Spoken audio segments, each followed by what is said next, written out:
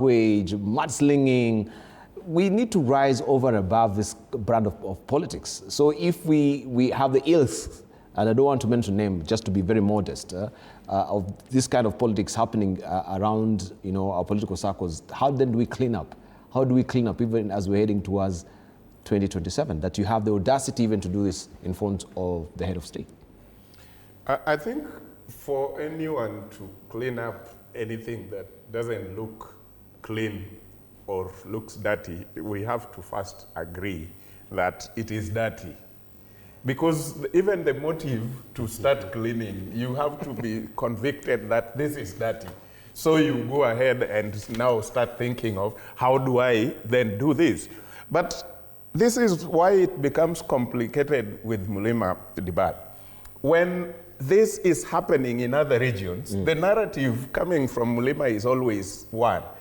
Oh, Murima people are busy, they are entrepreneurial, they don't do those kind of politics. Sisi watu yetu ni watu wako busy in their businesses. Then when it starts happening, we still go ahead with the denial, and the narrative comes that, oh, my people are not cheap. We have told them to go there and ask for more money. So when others are given 500, them tumewambia wachukue 10,000, nothing less. That is to justify that there was actually a crowd. So when we move from Murima, people are busy in their businesses, wamepata time, then we justify that, oh, tumewambia waende wachukue pesa mingi.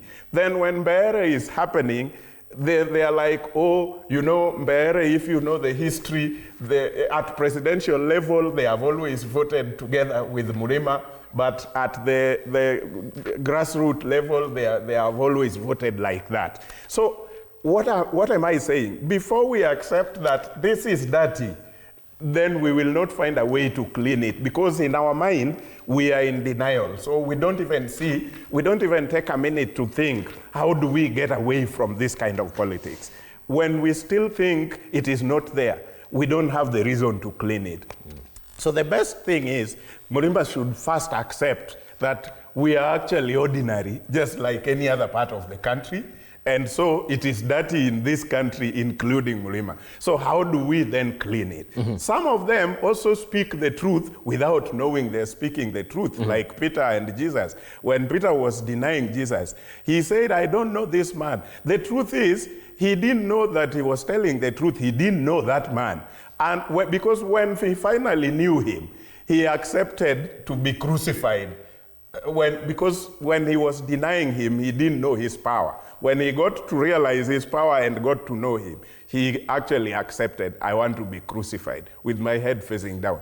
This young man, member of parliament, was just telling the truth. The governor is an outgoing. Everybody is outgoing, including the president. The next election will determine who is coming in, whether you are the same person who was holding that seat, because there is no, legally, they are all lawyers, they know. Legally, there is no term for 10 years. So every term ends at 5 years. And so I don't see a big deal when he said, we are welcoming the outgoing governor. He is an outgoing governor. The president is outgoing president. But we will determine as voters who comes in. And that might be someone who was in that seat is given another chance to come back. Right. So if we had flipped the coin and it was the former deputy president in this particular rally, the narrative would have been very different. It would have been a different kettle of fish altogether. It would have been the state apparatus that have been sent. It would have been the goons that have been sent as well. Kibe. So here, the face of the deputy president, the former deputy president, is not there.